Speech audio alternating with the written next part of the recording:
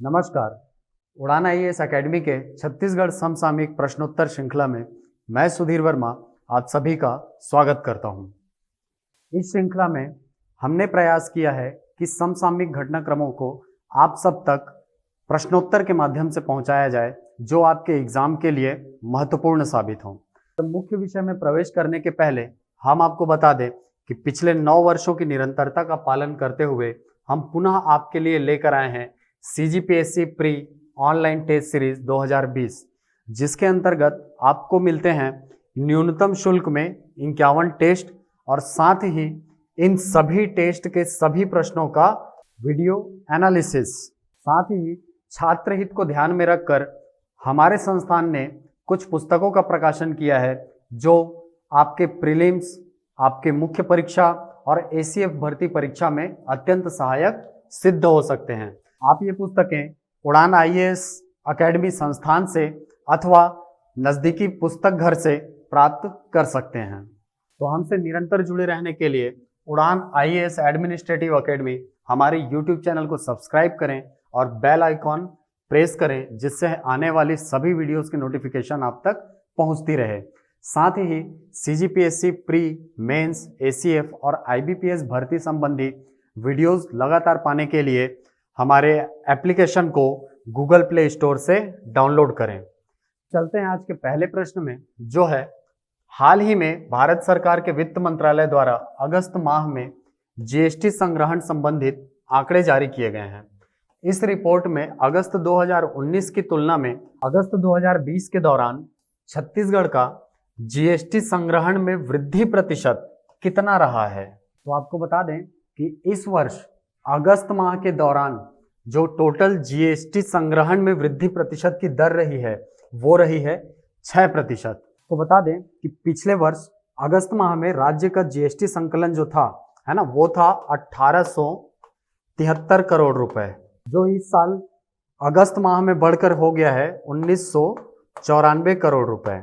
तो यहाँ से आप अनुमान लगा सकते हैं कि आपका जो GST संग्रहण में वृद्धि प्रतिशत दर है वो कितना था, 6% के आसपास। तो इसको याद रखेंगे कि अगस्त 2019 की तुलना में अगस्त 2020 के दौरान GST संग्रहण में वृद्धि प्रतिशत दर कितनी रही, 6% अधिक रही है।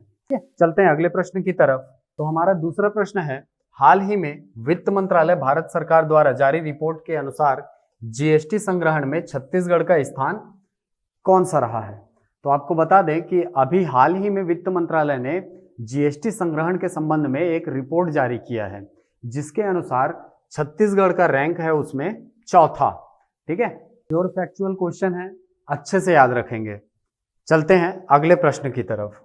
हमारा अगला प्रश्न है, राष्ट्रीय उद्यानिकी मिशन के अंतर्गत कौन सा मद शामिल नहीं है। आपके ऑप्शन है मत्स्य पालन, मधुमक्खी पालन, चाय बागान और सेब बागान। तो आपको बता दें कि मधुमक्खी पालन, चाय बागान और सेब बागान ये तीनों आते हैं किसके अंतर्गत, राष्ट्रीय उद्यानिकी मिशन के अंतर्गत, जिसमें इन तीनों के विकास के लिए राज्य सरकार को केंद्र सरकार के द्वारा स्पेशल अनुदान दिया जाता है।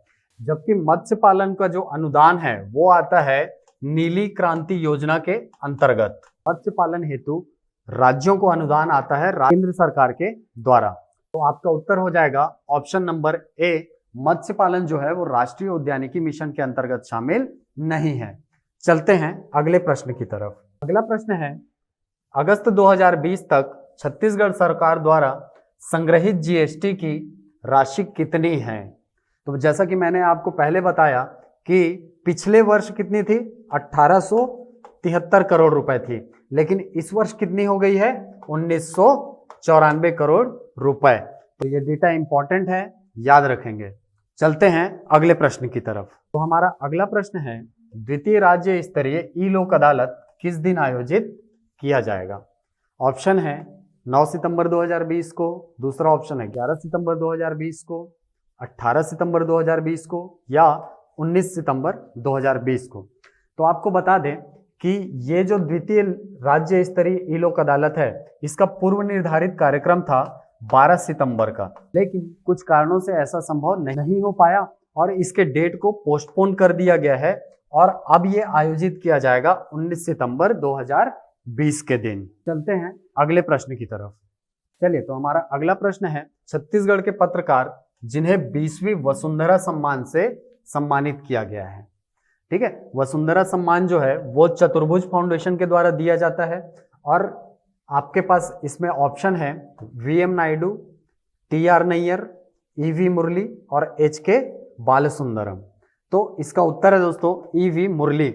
EV मुरली जो है वो वरिष्ठ पत्रकार हैं छत्तीसगढ़ के और साथ ही अभी वर्तमान में हितवाद पत्रिका के स्थानीय संपादक हैं। तो ये जो EV मुरली जी हैं, इनको पहले भी मधुकर खेर पुरस्कार दिया जा चुका है। हाल ही में इनको वसुंधरा सम्मान से भी सम्मानित किया गया है। चलते हैं अगले प्रश्न की तरफ। हमारा अगला प्रश्न है, विगत दिनों पुलिस नक्सली मुठभेड़ के लिए चर्चित इशुलनार जंगल किस जिले में है? ऑप्शन है नारायणपुर, बीजापुर, बस्तर और सुकमा।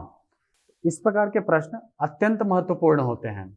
ठीक, तो ये जो इशुलनार जंगल है, यहाँ पर हाल ही में पुलिस और नक्सलियों के बीच मुठभेड़ हुई थी और ये बीजापुर जिले में स्थित है। चलते हैं अगले प्रश्न की तरफ। चलिए, तो हमारा अगला प्रश्न है, राष्ट्रीय पोषण माह कब प्रारंभ किया गया? 1 सितंबर से, 2 सितंबर से, 3 सितंबर से या 31 अगस्त से? तो सबसे पहले ये जान लेते हैं कि राष्ट्रीय पोषण माह क्या है। राष्ट्रीय पोषण माह केंद्र प्रवर्तित एक योजना है जिसके अंतर्गत प्रत्येक वर्ष के सितंबर माह को राष्ट्रीय पोषण माह के रूप में मनाया जाता है और ये जो योजना है वो वर्ष 2018 से नियमित रूप से संचालित की जा रही है। इसका उद्देश्य होता है बच्चों और गर्भवती माताओं को पौष्टिक आहार प्रदान करना। इस योजना का संचालन बहुत सारे विभागों के द्वारा मिलकर किया जाता है, जिसके अंतर्गत है ICDS, जिसको हम आंगनबाड़ी बोलते हैं, शिक्षा विभाग, स्वास्थ्य विभाग तो है ही, महिला एवं बाल विकास, इसके अलावा पंचायती राज विभाग और अगर अंतरराष्ट्रीय संस्थानों की बात करें तो यूनिसेफ इस योजना में सहायक के रूप में शामिल होता है। इस प्रश्न का उत्तर हो जाएगा ऑप्शन नंबर ए, 1 सितंबर से, क्योंकि 1 सितंबर से 30 सितंबर तक राष्ट्रीय पोषण माह प्रत्येक वर्ष मनाया जाता है। चलते हैं अगले प्रश्न की तरफ। हमारा अगला प्रश्न है, आत्मसमर्पित नक्सलियों को जीविकोपार्जन के लिए स्वरोजगार के अवसर प्रदान करने दंतेवाड़ा जिले में संचालित योजना कौन सी है? नाम है मांडा योजना, दूसरा है आमचो बस्तर, तीसरा है लोन वर्राटू और चौथा है सलवा जुड़ूम। तो दोस्तों इस प्रश्न का उत्तर है सी, लोन वर्राटू।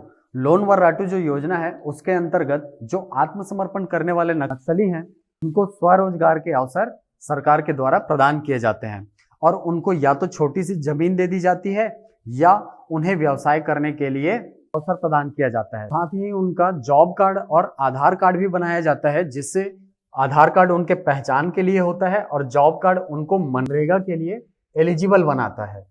तो आपका उत्तर हो जाएगा ऑप्शन नंबर सी, लोन वर्राटू। और याद रखेंगे कि ये दंतेवाड़ा जिले में संचालित की जा रही है। चलते हैं अगले प्रश्न की तरफ। तो हमारा अगला प्रश्न है, प्रधानमंत्री फसल बीमा योजना कब प्रारंभ की गई? तो प्रधानमंत्री फसल बीमा योजना प्रारंभ की गई है 13 जनवरी 2016 से। अब ये प्रधानमंत्री फसल बीमा योजना क्या है?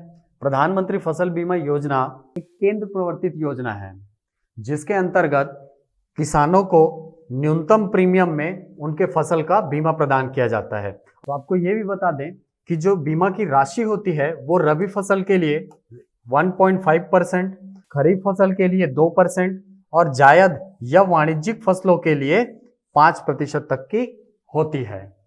ये है उन प्रश्नों के आंसर की जिस पर हमने अभी चर्चा की है। अगर आप इस चैनल पर नए हैं तो इस चैनल को सब्सक्राइब करें और हमसे लगातार जुड़े रहें और मिलते हैं अगले वीडियो में। Thank you.